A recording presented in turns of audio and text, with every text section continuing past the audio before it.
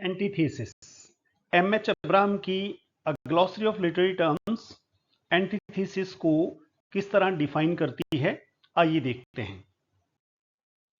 Antithesis, literature के विद्यार्थी thesis शब्द को बहुत अच्छी तरह से समझते हैं।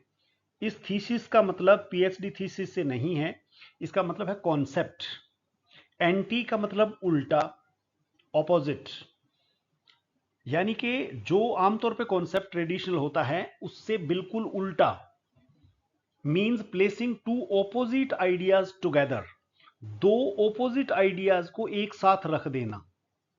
ऐसा लिटरेचर में कई लिटरेरी टर्म्स में ऐसा होता है।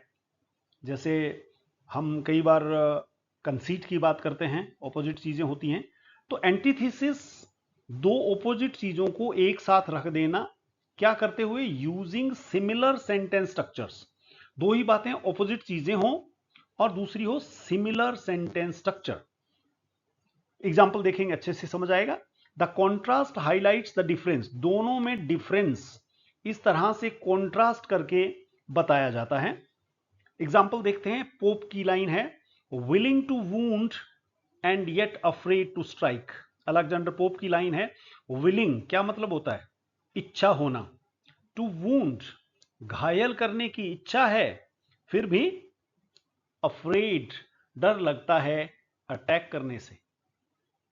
यानी कि एंड जो है उससे आगे का पार्ट में जो चीज है, पीछे के पार्ट में स्ट्रक्चर वैसा ही रहेगा लेकिन आइडिया ऑपोजिट हो जाएगा। देखिए आप, टू जैसा टू बाद के पार्ट में भी है, वूंड, स्ट्राइक, अफ्रेड, विलिंग, ये कॉन्ट्रास्ट है।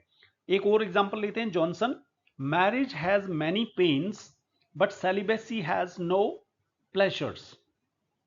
शादी में बड़े दर्द हैं लेकिन कुंवारेपन में कोई आनंद नहीं है।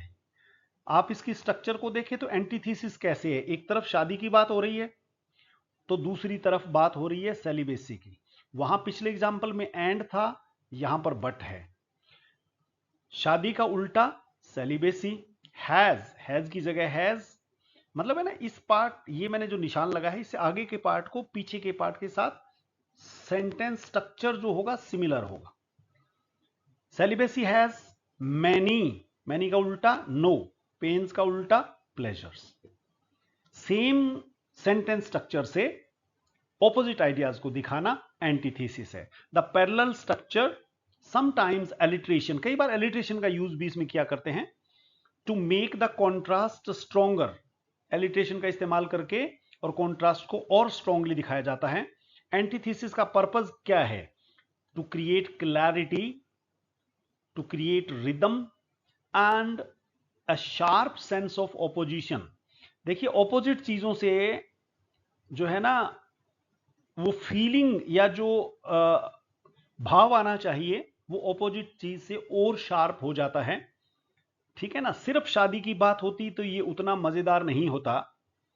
शादी के साथ बात सेलिबेसी की हो गई है, पेन के साथ बात प्लेजर की हो गई है, तो ये बात इंटरेस्टिंग हो गई है। इसीलिए लिटरेचर में एंटीथेसिस का यूज किया जाता है।